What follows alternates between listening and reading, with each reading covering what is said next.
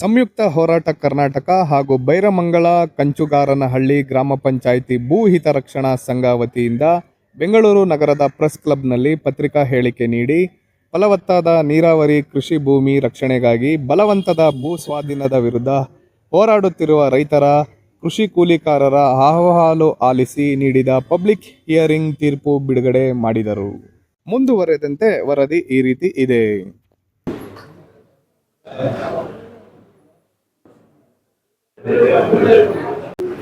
ಈಗೇನೊಂದು ಉತ್ಕೃಷ್ಟ ಟೀಮ್ ಇದೆ, ನಾವೇನು ಜ್ಯೂರಿ ಪ್ಯಾನಲ್ ಅಂತೇವೆ 4 ಜನರು, ಅವ್ರ ವತಿಯಿಂದ ತಮಗೆ ಮತ್ತೊಮ್ಮೆ ಹಾರ್ದಿಕ ಸ್ವಾಗತ. ಕ್ಷೇತ್ರದಲ್ಲಿ ಬೈರಮಂಗಲ ಗ್ರಾಮ ಪಂಚಾಯಿತಿಯಲ್ಲಿ ಜಸ್ಟಿಸ್ ಗೋಪಾಲಗೌಡರು, ನಿವೃತ್ತ ಸುಪ್ರೀಂ ಕೋರ್ಟಿನ ನ್ಯಾಯಾಧೀಶರೇನಿದ್ದಾರೆ, ಅವರು ಒಂದು ಪಬ್ಲಿಕ್ ಹಿಯರಿಂಗ್ ಅನ್ನ ಮಾಡಿದರು.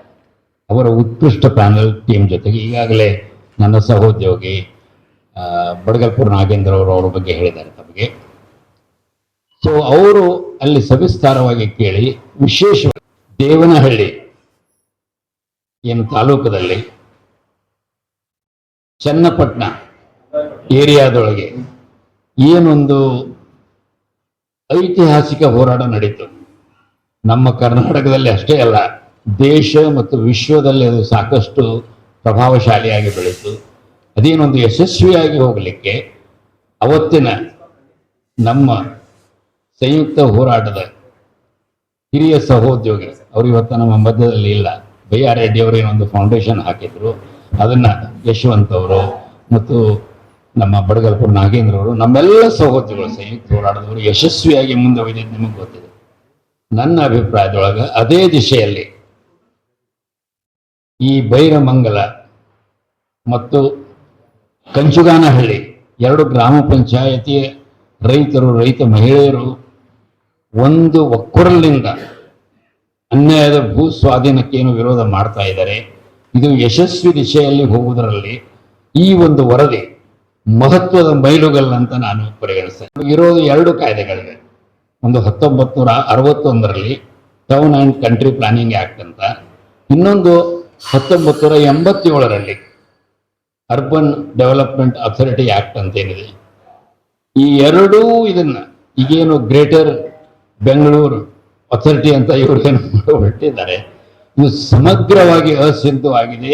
ಇದಕ್ಕೆ ಯಾವುದೇ ಒಂದು ಕಾಯ್ದೆಯ ಫೌಂಡೇಶನ್ ಇಲ್ಲವೇ ಇಲ್ಲ ಅನ್ನೋದನ್ನು ಅವರು ಸ್ಪಷ್ಟವಾಗಿ ಇದರಲ್ಲಿ ಪ್ರೂವ್ ಮಾಡ್ತಾರೆ. ಇರಲಾರದೆ ಇದನ್ನೇನು ಮಾಡ್ಲಕ್ಕೆ ಹೊಂಟಿದೆ. ನಮ್ಮ ಉತ್ತರ ಕರ್ನಾಟಕದಲ್ಲಿ ಶಬ್ದ ಬಳಸ್ತಾರೆ, ಕ್ಷಮೆ ಇರಲಿ ನನಗೆ, ಬಕ್ಬರ್ಲೆ ಬೀಳ್ತಾರಂತಾರೆ. ಅಂದರೆ ಯಾವರಿಗೆ ಯಾವುದೇ ಒಂದು ಸ್ಪಷ್ಟವಾದ ಆಧಾರವಿಲ್ಲ, ಏನೂ ಇಲ್ಲ, ಅವರು ಯಶಸ್ವಿ ಆಗೋದು ಸಾಧ್ಯವೇ ಇಲ್ಲ. ಗ್ರಾಮ ಮಟ್ಟದಲ್ಲಿ ಗ್ರಾಮದ ಕೃಷಿಯ ಬಗ್ಗೆ ತುಂಬ ಕೆಲಸ ಮಾಡುವಂಥವ್ರು ಡಿ ಉಮಾಪತಿ ಅವರು ಪ್ರಸಿದ್ಧ ಪತ್ರಕರ್ತರಾಗಿದ್ದಾರೆ. ನಾನೇನು ಲಾಜಿಕಲ್ ಕನ್ಕ್ಲೂಷನ್ ಏನಂತಾರೆ, ತಾತ್ವಿಕ ಹಂತಕ್ಕೆ ಒಯ್ಯುವಂತಹ ಜವಾಬ್ದಾರಿಯನ್ನು ನಾವು ನೀವೆಲ್ಲರೂ ಕೂಡಿ ಮಾಡೋಣ ಮತ್ತು ಅಲ್ಲೇನೋ ಒಂದು ಫಲವತ್ತಾದ ಭೂಮಿ ಇದೆ, ಇದನ್ನು ಉಳಿಸುವಂತಹದ್ದನ್ನು ಮಾಡೋಣ. ಯಾವುದೇ ಒಂದು ಜವಾಬ್ದಾರಿ ಸರ್ಕಾರ, ಯಾವುದೇ ಜವಾಬ್ದಾರಿ ಒಂದು ಪಾರ್ಲಿಮೆಂಟ್, ಅದರ ಪ್ರಾಥಮಿಕ ಕರ್ತವ್ಯ ಏನಿದೆ ಅಂದ್ರೆ ನಮ್ಮ ದೇಶದ ಜನರ ಕ್ಷೇಮವನ್ನು ಕಾಪಾಡ್ಕೊಳ್ಬೇಕು. ಆ ಕ್ಷೇಮ ಕಾಪಾಡ್ಕೊಳ್ಬೇಕಾದ್ರೆ ಆಹಾರ ಭದ್ರತೆ ಬೇಕು. ಆಹಾರ ಭದ್ರತೆ ಇರಬೇಕಾದ್ರೆ ಲ್ಯಾಂಡ್ ಯೂಸ್ ಪಾಲಿಸಿ ಬೇಕೇ ಬೇಕು. ನಾವು ಪ್ರಶಾಂತ್ ಭೂಷಣ್ ಅವರು, ಯತಿರಾಜ್ ಅಂತ ನಮ್ಮ ಮಿತ್ರರಿದ್ದಾರೆ ತುಮಕೂರಿನಲ್ಲಿ, ಡೆವಲಪ್ಮೆಂಟ್ ಅಥಾರಿಟಿ ಕೂಡ ಕಾಯ್ದೆ, ಕರ್ನಾಟಕ ಅರ್ಬನ್ ಡೆವಲಪ್ಮೆಂಟ್ ಅಥಾರಿಟಿ ಅಡಿ ಅವ್ರು ಮಾಡಿದ್ದಾರೆ. ಈ ಫೌಂಡೇಶನ್ ರಾಂಗ್ ಅನ್ನುವಂತ ವರದಿಯನ್ನ ಇದರಲ್ಲಿ ಸಾಕ್ಷ್ಯಗಳ ಸಮೇತ ಇದನ್ನ ಅನೇಕ ಲೀಗಲ್ ಪಾಯಿಂಟ್ಸ್ ಮೂಲಕ ದೊಡ್ಡ ಆಲ್ಮೋಸ್ಟ್ ಅದು ಇಷ್ಟು ದಪ್ಪನ ವರದಿ, ಇನ್ನೊಂದು ನಾವಿಲ್ಲಿ ಕೊಟ್ಟಿರೋದು ಅದರ ಸಂಕ್ಷಿಪ್ತ ವರದಿ, ಸಮಗ್ರ ವರದಿ ಇನ್ನೊಂದಿದೆ. ಅದು ಅಷ್ಟು ನಮ್ಗೆ ಟ್ರಾನ್ಸ್ಲೇಷನ್ ಮಾಡಕ್ಕಾಗಿಲ್ಲ, ಪೂರ್ತಿ ಇಂಗ್ಲಿಷ್ ಅಲ್ಲಿ ಇದೆ. ಎಲ್ಲ ಲೀಗಲ್ ಆಸ್ಪೆಕ್ಟ್ಸ್ ನ ಹಾಕಿ ಮಾಡಿದ್ದಾರೆ. ಯಾವ ಕೋರ್ಟ್ ಅಲ್ಲಿ ಹೋದ್ರು ಸರ್ಕಾರ ಡಿಪೆಂಡ್ ಮಾಡ್ಕೊಳಕ್ಕಾಗಲ್ಲ, ಸುಪ್ರೀಂ ಕೋರ್ಟ್ ಹೋದ್ರು ಡಿಪೆಂಡ್ ಮಾಡ್ಕೊಳಕ್ಕಾಗಲ್ಲ. ಅವ್ರಿಂದ ಅಷ್ಟು ಸಾಲಿಡ್ ಆದಂತಹ ಲೀಗಲ್ ಬೇಸಿಸ್ ನ ಅವ್ರು ಕೊಟ್ಟಿದ್ದಾರೆ. ನಾವು ಸಂಯುಕ್ತ ಹೋರಾಟದ ಕಡೆಯಿಂದ ಜಸ್ಟಿಸ್ ಗೋಪಾಲ್ ಗೌಡರಿಗೆ ವಿಶೇಷ ಧನ್ಯವಾದಗಳನ್ನು ಹೇಳಿ ಬಯಸ್ತೀವಿ. ಇಷ್ಟು ಸ್ಟ್ರಾಂಗ್ ಆದಂತ ಫೌಂಡೇಶನ್ ಕೊಟ್ಟು ಮಾಡಿದ್ದಾರೆ. ಇದು ಸಾರಾಂಶದಲ್ಲಿ ನಿಮ್ಗೆ ಹೇಳ್ಬೇಕಪ್ಪ ಅಂದ್ರೆ, ಇದು ಗ್ರೇಟರ್ ಬೆಂಗಳೂರು ಡೆವಲಪ್ಮೆಂಟ್ ಅಥಾರಿಟಿ ಆಗಿರುವಂತದ್ದು KTA ಆಕ್ಟ್ ಅನ್ನೋ KTCA ಅನ್ನೋ ಆಕ್ಟ್ ಇಂದ Karnataka town and country planning ಅಂದ್ರೆ ಕರ್ನಾಟಕದ ನಗರ ಮತ್ತು ಗ್ರಾಮೀಣ ಪ್ಲಾನಿಂಗ್ ಅನ್ನೋದು ಇನ್ನೊಂದು ಆಕ್ಟ್ ಅಂತ ಇರ್ತದೆ.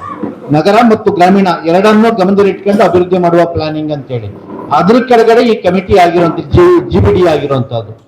ಇವರು ಭೂ ಸ್ವಾಧೀನಕ್ಕೆ ಬಳಸಿರುವಂತದ್ದು ಕರ್ನಾಟಕ ಅರ್ಬನ್ ಡೆವಲಪ್ಮೆಂಟ್ ನ ಬಳಸಿದ್ದಾರೆ. ಬಳಸೋದು ಬರೋದೇ ಇಲ್ಲ, ಯಾಕಂದ್ರೆ ಅದು ನಗರ ಪ್ರದೇಶ ಅಲ್ಲವೇ ಅಲ್ಲ, ಅದು ಗ್ರಾಮೀಣ ಪ್ರದೇಶ. ಗ್ರಾಮೀಣ ಪ್ರದೇಶಕ್ಕೆ ನೀವು ನಗರ ಪ್ರದೇಶದ ಕಾಯ್ದೆಯನ್ನು ಅನ್ವಯ ಮಾಡಿ ಹೆಂಗ್ ನೀವು ಮಾಡ್ತೀರಿ, ಇದನ್ನು ಭೂ ಸ್ವಾಧೀನ ಮಾಡ್ತೀರಿ? ಆ ಸ್ವಾಧೀನ ಪ್ರಕ್ರಿಯೆನೇ ಅವ್ರು ಹೊರದಾಕ್ಬಿಟ್ಟಿದ್ದಾರೆ. ಅದೇ ಸಂದರ್ಭದಲ್ಲಿ ನಮ್ಮ ಪ್ರಕಾಶ್ ಕಮ್ಮಡಿ ಅವರು ಜೊತೆ ಮತ್ತೆ ನೋಡಿ ಹಳ್ಳಿ ಓಡಾಡಿ ಆಮೇಲೆ ನಮ್ಮ ಯಶವಂತ್ ಅವರಂತೂ ಹೆಚ್ಚು ಕಡಿಮೆ ಅಲ್ಲೇ ಬದುಕ್ಬಿಟ್ಟಿದ್ದಾರೆ. ಸೊ ಅದೆಲ್ಲ ಕೂಡ ಮಾಡಿ ಅದೆಲ್ಲ ಆದ್ಮೇಲೆ ಅದೆಲ್ಲ ಗ್ರಾಸ್ಪ್ ನಾವೆಲ್ಲ ಕೂಡ ಮಾಡ್ಕೊಂಡ್ಮೇಲೆ ನಮಗೆ ಕಾನ್ಫಿಡೆಂಟ್ ಆಯ್ತು, ನೋ ರೈತರು ವಿರೋಧವಾಗಿದ್ದಾರೆ, ಈ ಭೂಮಿನಂತೂ ಬಿಡಕ್ ಬರಲ್ಲ, ಇದು ಬಹಳ ಫಲವತ್ತಾದ ಕೃಷಿ ಭೂಮಿ, ಇದಕ್ಕೋಸ್ಕರ ಹೋರಾಟ ಮಾಡಲೇಬೇಕು. ಸಂಯುಕ್ತ ಹೋರಾಟ ಮಾಡಿ ದೇವನಹಳ್ಳಿಗೂ ನಮ್ಗೆ ನ್ಯಾಯ ಅನ್ಸಿತ್ತು, ನಿಂತ್ವಿ ಗೆದ್ವಿ. ಬಿಡದಿನೂ ನ್ಯಾಯ ಅನ್ಸಿದೆ, ನಿಲ್ತೀವಿ ಗೆಲ್ತೀವಿ ಅನ್ನೋ ಕಾನ್ಫಿಡೆನ್ಸ್ ಅಲ್ಲೇ ಸಂಯುಕ್ತ ಹೋರಾಟ ಕೈ ಹಿಡಿತು. ಆ ಪಬ್ಲಿಕ್ ಹಿಯರಿಂಗ್ ನ ತೀರ್ಪು ಬಹಳ ಸ್ಪಷ್ಟವಾಗಿ ಬಯಲು ಮಾಡ್ತದೆ. ನಾನು ಇದ್ರಲ್ಲಿ ಹೆಚ್ಚು ಮಾತಾಡ್ಲಿಕ್ಕೆ ಹೋಗಲ್ಲ. ಕಾಂಗ್ರೆಸ್ ಮತ್ತು JDS ನಡುವಿನ ಜಗಳ ಅಂತೇಳಿ ಈ ಪ್ರಶ್ನೆಯನ್ನ ನೋಡ್ತಕ್ಕಂಥದ್ದು ತಪ್ಪು. ಸರ್ಕಾರ ಭೂಮಿ ಕಿತ್ಕೊಳ್ತಾ ಇದೆ, ಭೂಮಿ ರಕ್ಷಣೆ ಮಾಡ್ಕೊಳ್ಳಿಕ್ಕೆ ರೈತರು ಹೋರಾಟ ಮಾಡ್ತಾ ಇದ್ದಾರೆ.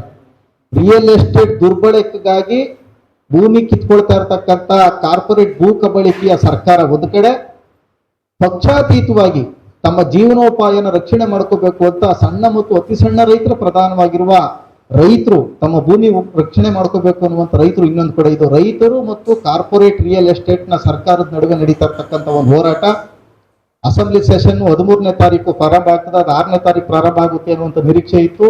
ಅದರ 13ರಿಂದ ಪ್ರಾರಂಭ ಆಗುತ್ತೆ. ಅಸೆಂಬ್ಲಿನಲ್ಲಿ ಪ್ರತಿಯೊಬ್ಬ ಶಾಸಕನು ಜಸ್ಟಿಸ್ ವಿ ಗೋಪಾಲ್ ಗೌಡರು ಕೊಟ್ಟಿರ್ತಕ್ಕಂಥ ಜಡ್ಜ್ಮೆಂಟ್ ಅನ್ನ ಅಭ್ಯಾಸ ಮಾಡಬೇಕು.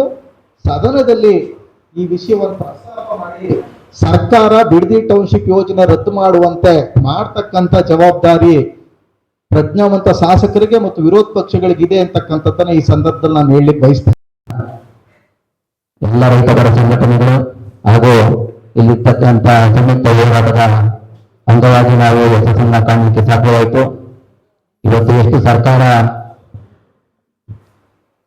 ಎಷ್ಟೇ ಕಾನೂನು ಬಾಹಿರವಾಗಿ ಒಂದು ಭೂಸ್ವಾಧೀನ ಮಾಡಲಿಕ್ಕೆ ಹೊರಟಿದ್ರು ಕೂಡ ನಾವು ಅಚಲವಾದ ಒಂದು ನಿರ್ಧಾರವನ್ನು ತಗೊಂಡು, ವಿಶೇಷವಾಗಿ ನಮ್ಮ ರೈತ ಮಹಿಳೆಯರು ಒಂದು ದಿಟ್ಟ ನಿರ್ಧಾರವನ್ನು ತಗೊಂಡು ಏನು ವೀರ ವನಿತೆಯರು ಅಂತಕ್ಕಂಥದ್ದು ಇವತ್ತು ರಾಜ್ಯಾದ್ಯಂತ ಏನು ಬಿಂಬಿಸ್ತಾ ಇದ್ದಾರೆ.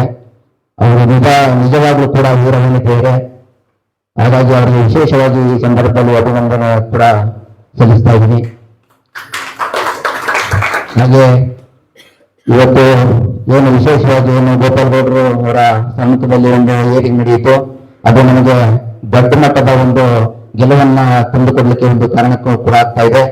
ನಾವು ನಮ್ಮ ಇಷ್ಟಾದರೂ ಕೂಡ ನಮ್ಮ ರೈತರಲ್ಲಿ ಸ್ವಲ್ಪ ಗೊಂದಲ ಇದ್ರೂ ಕೂಡ ನಮ್ಮ ಮುಖಂಡರುಗಳಿದ್ದಾರೆ, ಸಂಯುಕ್ತ ಹೋರಾಟದ ಮುಖಂಡರುಗಳು, ಅವರ ನಾವು ಜೊತೆಗೆ ಇರ್ತೀವಿ, ನಿಮ್ಮ ಭೂಮಿಯನ್ನು ಉಳಿಸ್ಕೊಡ್ತೀವಿ ಅಂತ ಒಂದು ಆಶ್ವಾಸನೆಯನ್ನು ಕೊಟ್ಟಿದ್ದಾರೆ. ಅವರಿಗೆ ಮತ್ತೊಮ್ಮೆ ಹೃತ್ಪೂರ್ವಕವಾದ ಧನ್ಯವಾದಗಳನ್ನು ಹೇಳಿ, ಅದಕ್ಕೆ ನಾವು ಯಾರು ತಯಾರಿ ಇಲ್ಲ ಅಂತ ಎಲ್ಲರೂ ಕೂಡ ಪಬ್ಲಿಕ್ ಹಿಯರಿಂಗ್ ನಲ್ಲಿ ಅಟೆಂಡ್ ಆಗಿ ಸಾಕ್ಷಿ ಹೇಳಿದ್ದಾರೆ. 100% ನಾವು ಏನು ಮಾಡಬೇಕು ಅಂತ ಇದ್ದೀವಿ, ಅದು ಬಹಳ ನ್ಯಾಯಬದ್ಧವಾಗದೆ ಕಾನೂನುಬದ್ಧವಾಗದೆ ಅಂತ ಹೇಳಿ ಪ್ರತಿಪಾದನೆ ಮಾಡ್ತಾ ಇದ್ರು. ಅದು ನ್ಯಾಯಬದ್ಧವಾಗೂ ಇಲ್ಲ, ಕಾನೂನುಬದ್ಧವಾಗೂ ಇಲ್ಲ, ಮತ್ತು ಯಾವುದೇ ರೀತಿಯಲ್ಲಿ ಕೂಡ ಅದಕ್ಕೆ ಕಾನೂನಿನ ತಳಹದಿಯೇ ಇಲ್ಲ ಅಂತಕ್ಕಂಥದ್ದನ್ನ ಆ ಸುಪ್ರೀಂ ಕೋರ್ಟ್ ವಿಶ್ರಾಂತ ನ್ಯಾಯಮೂರ್ತಿಗಳು ವಿ ಗೋಪಾಲ್ ಗೌಡರು ಕಾಯ್ದೆ ಕಲಮು ಸುಪ್ರೀಂ ಕೋರ್ಟ್ ಮತ್ತು ಹೈಕೋರ್ಟ್ ತೀರ್ಪುಗಳನ್ನು ಉಲ್ಲೇಖ ಮಾಡಿ ಬಹಳ ವಿವರವಾಗಿ ಒಂದು ಪಬ್ಲಿಕ್ ಹಿಯರಿಂಗ್ ತೀರ್ಪನ್ನ ಕೊಟ್ಟಿದ್ದಾರೆ. ಅದನ್ನ ಈಗ ನಾವು ಬಿಡುಗಡೆ ಮಾಡಿದೀವಿ. ಅದನ್ನ ತಾವು ಕೂಡ ಅಧ್ಯಯನ ಮಾಡಬೇಕು. ಇದನ್ನ ಮುಖ್ಯವಾಗಿ ನೀವು ಸುದ್ದಿಯಾಗಿ ಬಿತ್ತರಿಸಬೇಕು ಅಂತ ಹೇಳಿ ವಿನಂತಿ ಮಾಡ್ಕೋತಾ ಇದೀವಿ. ನಮ್ದು ಬಹಳ ಮುಖ್ಯವಾಗಿ ಜನ ಚಳುವಳಿ ಇದು.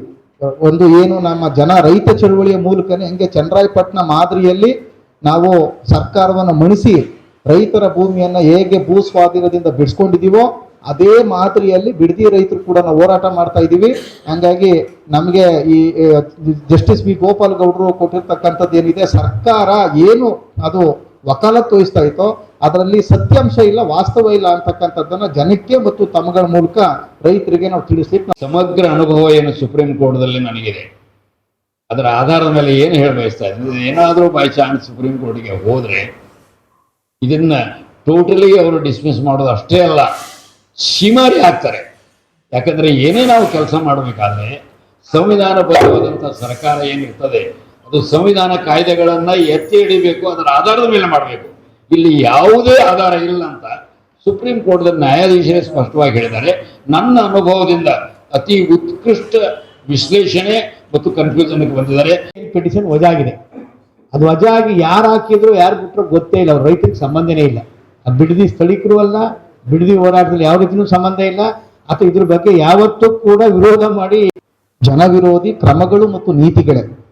ಈಗ ಸಾಕಷ್ಟು ಈಗ ಭೂ ಸುಧಾರಣಾ ಕಾಯ್ದೆಗಳನ್ನ ತಿದ್ದುಪಡಿ ಮಾಡಿದ್ದಾರೋ 2020ನೇ ಇಸ್ವಿನಲ್ಲಿ ದೇವರಾಜ ಅರಸು ಕಾಲದ ಭೂ ಸುಧಾರಣಾ ಕಾಯ್ದೆಯನ್ನು ತಿದ್ದುಪಡಿ ಮಾಡಿ ಉಳುವವನಿಗೆ ಭೂಮಿಯನ್ನು ಬದ್ದು ಉಳ್ಳವನಿಗೆ ಭೂಮಿ ಎನ್ನುವಂತ ರೀತಿಯಲ್ಲಿ ಇವತ್ತು ಮಾರ್ಪಡಿಸಿದಾರಲ್ಲ, ಅದೆಲ್ಲನೂ ಅಂದ್ರೆ ರೈತರ ಕೈಲಿ ಕೃಷಿ ಭೂಮಿ ಉಳಿಬೇಕು ಅಂದ್ರೆ ರೈತರ ಕೈಲಿ ಕೃಷಿ ಭೂಮಿಯನ್ನು ಕಿತ್ಕೊಳ್ಳಿಕ್ಕೆ ಅನುಕೂಲ ಮಾಡಿಕೊಡ್ತಕ್ಕಂಥ ಕೆಲವು ಕಾಯ್ದೆಗಳು ಬದಲಾಗಬೇಕು. ಸರ್ಕಾರ ರಿಯಲ್ ಎಸ್ಟೇಟ್ ಮಾಫಿಯಾದ ಪರವಾಗಿದ್ದಾರೆ ಅಂತ ಒಂದು ಒತ್ತಡದ ಮಧ್ಯೆನೂ ಬಿಡದಿ ರೈತರು, ಚನ್ನರಾಯಪಟ್ಟಣದ ರೈತರು, ಜಂಗಮಕೋಟೆ ರೈತರು, ಮತ್ತೆ ಆನೇಕಲ್ ರೈತರು ಮತ್ತು ಇಡೀ ರಾಜ್ಯಾದ್ಯಂತ ಭೂ ಸ್ವಾಧೀನದ ವಿರುದ್ಧ ಹೋರಾಟ ಮಾಡ್ತಾ ಇರುವಂತೆಲ್ಲ ರೈತರು ಕೃಷಿ ಭೂಮಿ ಉಳಿಬೇಕು, ಆಹಾರ ಭದ್ರತೆ ಉಳಿಬೇಕು, ದೇಶ ಜನಕ್ಕೆ ಸ್ವಾವಲಂಬನೆ ಮತ್ತು ಸ್ವಾಭಿಮಾನ ಉಳಿಬೇಕು ಅಂತೇಳಿ ಹೋರಾಟ ಮಾಡ್ತಾ ಇದ್ದಾರೆ. ಹಂಗಾಗಿ ಇಲ್ಲಿ ಯಾರು ರೈತರು ಈ ಭೂಮಿಯನ್ನು ಉಳಿಸ್ಕೊಂಡು ಮುಂದೆ ಯಾವುದು ಹೆಚ್ಚಿನ ಬೆಲೆಗೆ ರಿಯಲ್ ಎಸ್ಟೇಟ್ ಮಾರ್ಕೋತಾರೆ ಎನ್ನುವಂಥದ್ದು ಕೂಡ ಅಪಪ್ರಚಾರದ ಒಂದು ಎಕ್ಸ್ಟೆನ್ಷನ್ ಭಾಗ. ಅದು ಅಪಪ್ರಚಾರದ ವಿಸ್ತರಣೆಯೇ. ಈಗ ಉದಾಹರಣೆಗೆ ದೇವನಹಳ್ಳಿ ಚನ್ನರಾಯಪಟ್ಟಣ ರೈತರು ಭೂಮಿ ಉಳಿಸ್ಕೊಂಡ್ರು, ಅವರೆಲ್ಲರೂ ಕೂಡ ಈಗ ವ್ಯವಸಾಯದಲ್ಲೇ ಮುಂದುವರೆದಿದ್ದಾರೆ. ಮಂಗಲದ ಕೆರೆಯನ್ನ ಶುದ್ಧೀಕರಿಸಬೇಕು. ಈಗ ಅನ್ಟ್ರೀಟೆಡ್ ವಾಟರ್ನ ಚರಂಡಿ ನೀರು ಪೂರ್ತಿಯಾಗಿ ಬೈರ್ಮಂಗಲ ಕೆರೆ ಬರ್ತಾ ಇದೆ, ಅದನ್ನ ಟ್ರೀಟೆಡ್ ಹೆಂಗೆ ಶುದ್ಧೀಕರಿಸಬೇಕು, ಅದಕ್ಕೆ ಬೇಕಾದಂತ ರೀತಿಯ ಹೋರಾಟಗಳು ಮತ್ತು ಸಾಕಷ್ಟು ಕರ್ನಾಟಕ ರಾಜ್ಯದ ಎಲ್ಲಾ ನದಿಗಳು ಕಲುಷಿತ ಆಗಿದ್ದಾವೆ. ಒಂದಕ್ಕೊಂದು ನದಿ ಕಲುಷಿತದಲ್ಲಿ ಇವತ್ತು ಮೀರಿಸ್ತಾ ಇದ್ದಾರೆ. ಆ ರೀತಿ ಎಲ್ಲಾ ನದಿಗಳು ಕಲುಷಿತವಾಗಿದ್ದಾವೆ. ರಾಜ್ಯದ ಮತ್ತು ರಾಷ್ಟ್ರದ ಒಂದೇ ಒಂದು ನದಿಯು ಕೂಡ ನೇರವಾಗಿ ಕುಡಿಯಲಿಕ್ಕೆ ಯೋಗ್ಯವಲ್ಲದ ಪ್ರಮಾಣಕ್ಕೆ ಇವತ್ತು ಇಳಿಸಿದ್ದಾರೆ. ಇದೆಲ್ಲವೂ ಕೂಡ ಈ ಬಂಡವಾಳಶಾಹಿ ಸರ್ಕಾರಗಳ ಅಭಿವೃದ್ಧಿಯ ಮಾದರಿಯ ಒಂದು ಫಲ. ಈ ಇಡೀ ಪರಿಸರವನ್ನೇ ವಿಷ ಮಾಡ್ತಕ್ಕಂಥ ಒಂದು ಜನವಿರೋಧಿ ಮಾದರಿಯ ಒಂದು ಫಲಿತಾಂಶವಾಗಿ ಅವೆಲ್ಲ ನಾವು ಕಾಣ್ಬೋದು. ಹಂಗಾಗಿ ಕೇವಲ ರೈತರು ಮಾತ್ರನೇ ಅಥವಾ ರೈತ ಸಂಘಗಳು ಮಾತ್ರನೇ ಹೋರಾಟ ಮಾಡಿದ್ರೆ ಸಾಕಾಗಲ್ಲ.